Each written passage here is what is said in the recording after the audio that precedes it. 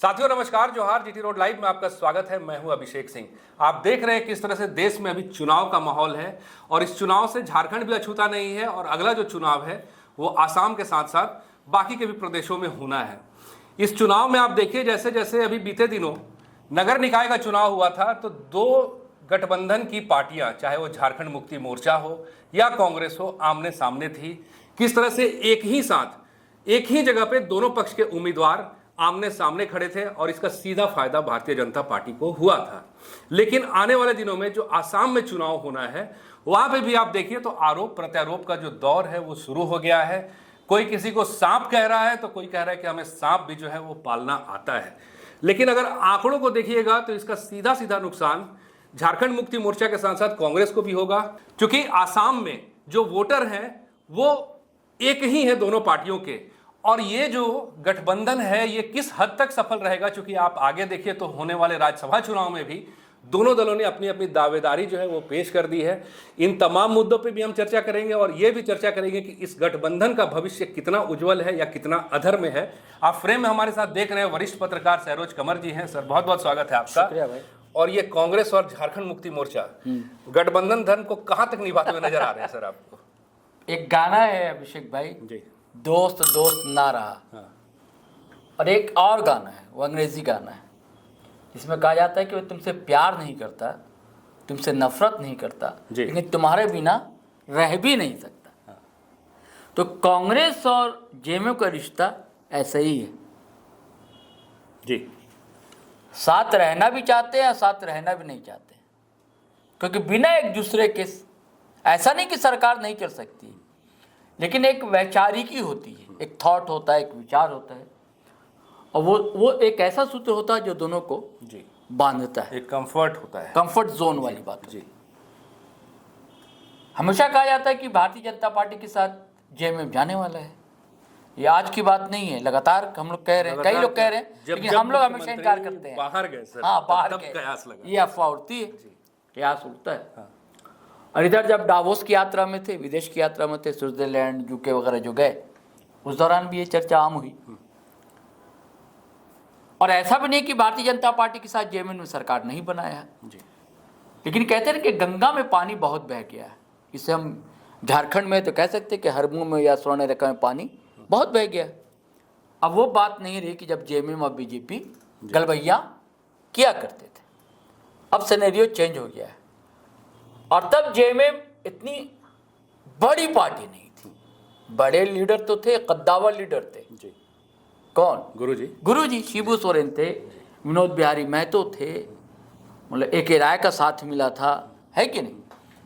बाद में महेंद्र सिंह जैसे कॉमरेड, हालांकि जेएमएम में नहीं थे इन लोगों, लेकिन साथ है। वैचारिकी जिसे कहता हूँ ना, वैचारिक ऐसा सूत्र है जो जोड़ती है एक दूसरे को, एक सिलसिला था, जुड़ा था, वो थे वो लोग। और कद्दावर लीडर तो थे, लेकिन इतने बड़े भी कद्दावर नहीं थे कि देश में बहुत बड़ा नाम शिबू सोरेन का हो। लेकिन आज हेमंत सोरेन का, हम लोग क्या कहते हैं, जैसे एक आभा या एक औरा जिसे कहते हैं, हाँ सही शब्द का आपने, वही मैं कहना चाह रहा था, औरा।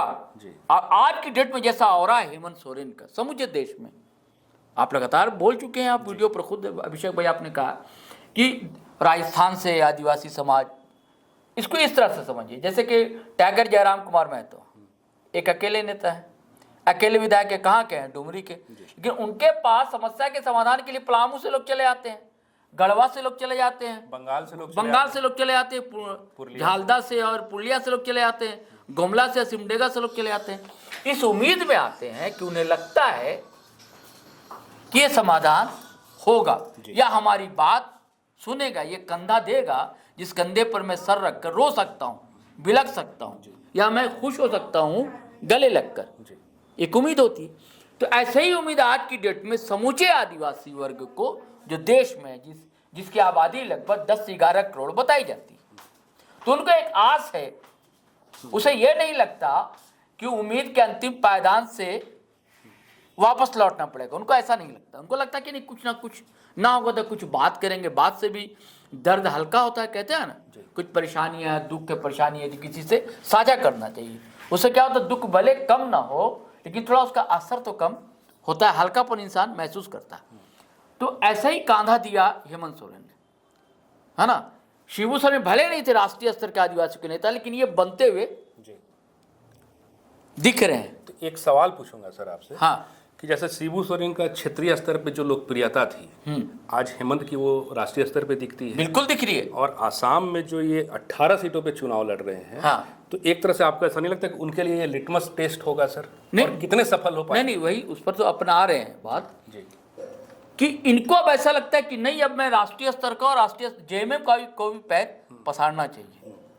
लेकिन अब सवाल ये उठता है कि भाई उड़ीसा चुनाव चला गया, जी, पश्चिम बंगाल चुनाव चला गया, पश्चिम बंगाल से लगा हुआ है झारखंड है, जैसे कि वहाँ एक है जंगल महाल इलाका है पश्चिम बंगाल में, वहाँ आदिवासियों की अच्छी खासी आबादी है। लेकिन हेमंत सोरेन साहब वहाँ नहीं जाते, जेएमएम चुनाव लड़ने वहाँ नहीं जाता है, और कोसों मील दूर असम में जाता है। तो सवाल जब भी उठता है, जैसे आपने कहा ना कि निकाय चुनाव में इस दरार की शुरुआत होती है अभिषेक भाई बिहार से।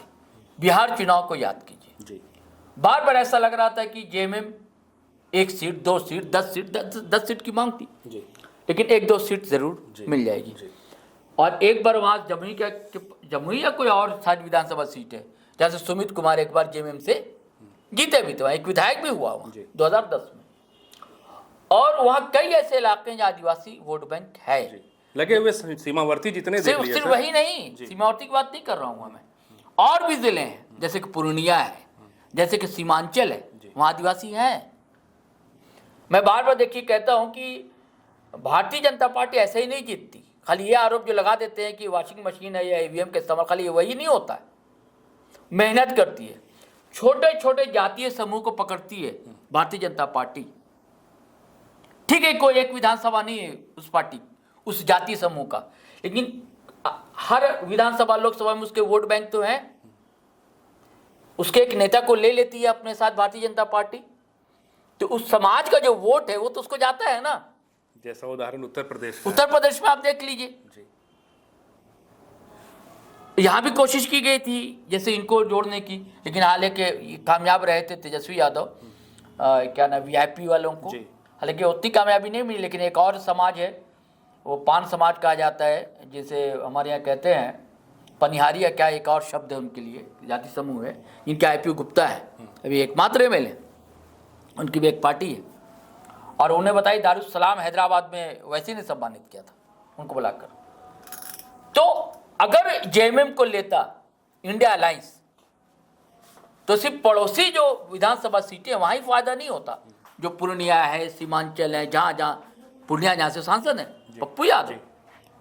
कारण नहीं था पप्पू यादव का, आपको याद कीजिए कि बार बार हेमंत सोरेन के पास आकर मिलना, ये अपनी कंस्टिट्यूएंसी में संदेश देना कि आपके नेता से हमारे अच्छे रिश्ते हैं, ताकि लोकसभा चुनाव में उसका फायदा मिले।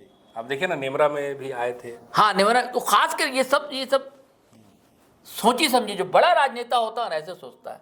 अब पता नहीं राहुल गांधी की क्या मजबूरी थी, तेजस्वी यादव ने क्यों नहीं दिया। यहाँ तक 2 सीट की भी बात थी, हालांकि सुदीप कुमार सोनू भी गए थे, कई लोग 2 नेताओं को लगाया गया था, समझौता नहीं हो पाया।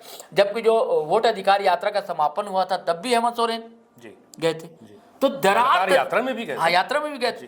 तो दरार की शुरुआत वहां से हुई। इसके बाद आप याद कीजिए सुदीप कुमार सोनू ने कहा था कि समीक्षा होगी, समीक्षात्मक बैठक होगी, निर्णय लेंगे। तो हम लोग खबर बनाई थी कि आरजेडी आउट हो जाएगा, क्योंकि आरजेडी भैया बताइए आप, जब एक विधायक हुआ करता आरजेडी का सत्यानंद भोक्ता चतरा से जीते थे और मंत्री बनाया गया था, और उससे पहले भी अन्नपूर्णा देवी मंत्री रही है झारखंड गवर्नमेंट में, आरजेडी कोटे से रही है। एक और रही है सुधा चौधरी या क्या नाम था, वो भी रही है।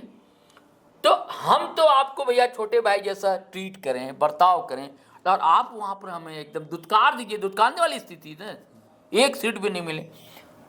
तो समीक्षा तो नहीं हुई, लेकिन वक्त का इंतजार करता है बड़ा राजनीति। ठीक है, समय आने दो, समय पर चोट करेंगे। तो समय आया, असमय समय आया, बंगाल नहीं गए, उड़ीसा नहीं गए, असम चले गए, क्योंकि असम में बड़ा दल है कांग्रेस, विपक्ष की राहुल बाबा आप भी सुन लीजिए और प्रियंका दीदी आप भी समझ लीजिए वहां पर।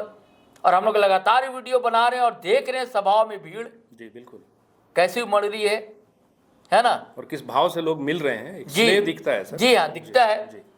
निकाय चुनाव याद कीजिए, शहरी क्षेत्र में फैलाव देखिए, बढ़ता हुआ कद देखिए, और इससे घबराना कांग्रेस का। खबर तो ये है अभिषेक भाई कि कांग्रेस के जो लीडर झारखंडी लगाए गए वहां, आपको याद है कांग्रेस को कमी है नेताओं की, या वहां आदिवासी लीडर नहीं है नॉर्थ ईस्ट में, कि झारखंड से बोरे पिले ले जाए गए हैं, कुछ ऐसे भी ले जाए गए हैं कि जिनके कोई असर वसर नहीं हो सकता वहां। कई लोग उनके चेहरे से भी चिढ़ है, मैं नाम लेना नहीं चाहता हूं, आप हंस रहे हैं, मैं नहीं बोलूंगा, ठीक है ना। कई लोग यहां से ले जाए गए, है ना।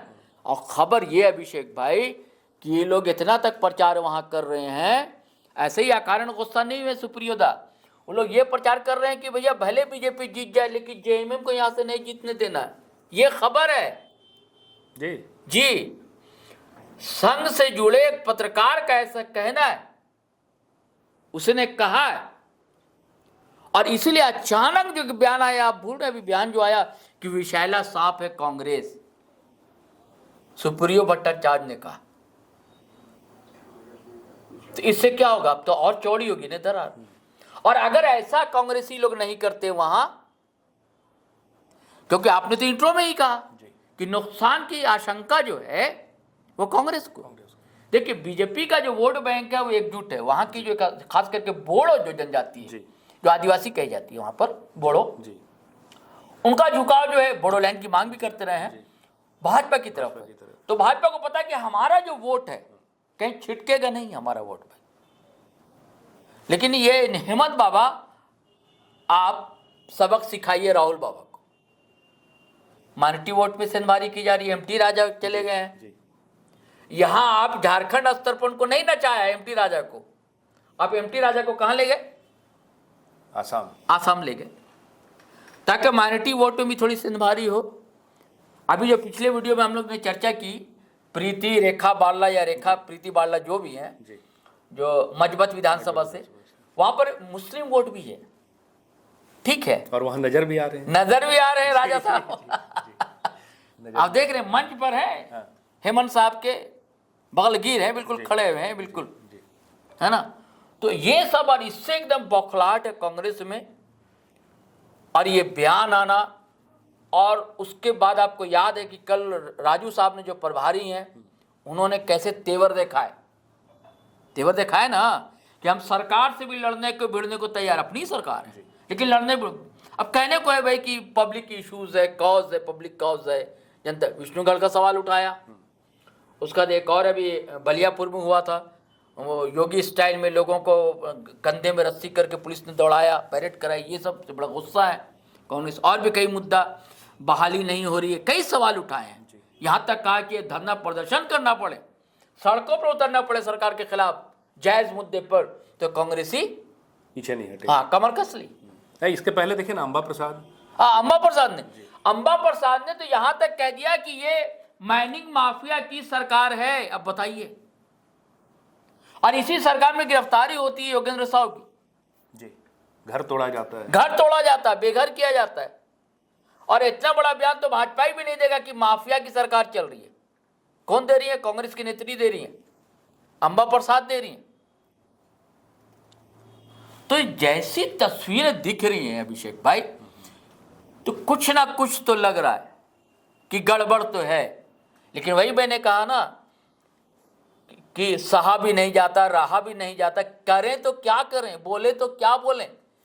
अब तक हेमंत सोरेन का बयान नहीं आया है ये, लेकिन गौर कीजिए आप, प्रभारी का तो बयान आ गया, केशव महतो का ऐसा कोई बयान नहीं है, अनर्गली बयान, मतलब जो अटैकिंग हो।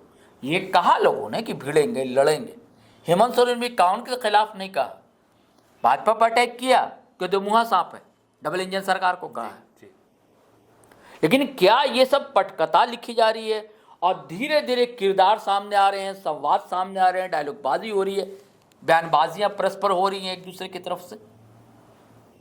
क्योंकि राज्यसभा, वही कह रहा हूँ सर जी, बोलिए, इन सब का सामंजस्य हाँ। कि आप देखिए कि जून में संभवतः मई जून में राज्यसभा का चुनाव होना है, 2 सीटें हैं जी।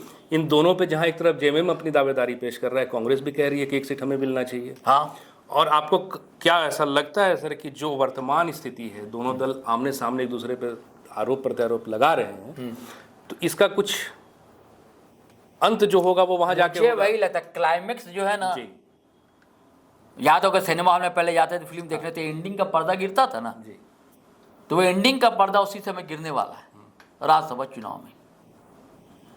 अब मुझे डर है, आशंका है अभिषेक भाई, ऐसा ना कि भारतीय जनता पार्टी जैसा खेला कर दी बिहार राज्यसभा चुनाव में, यहाँ खेला हो जाए 5वां सीट, जबकि हालांकि इंडिया अलायंस चाहे, जेएमएम चाहे अगर तो अपना प्रत्याशी देगा और एक कांग्रेस को खड़ा कर सकता है जी। कांग्रेस चाहता है 56 है, 28 बढ़ जाएगा, दोनों जीत सकते हैं अगर चाहे तो, लेकिन जेएमएम ये भी दाल ठोकरा कि नहीं दोनों हमारा प्रत्याशी होगा।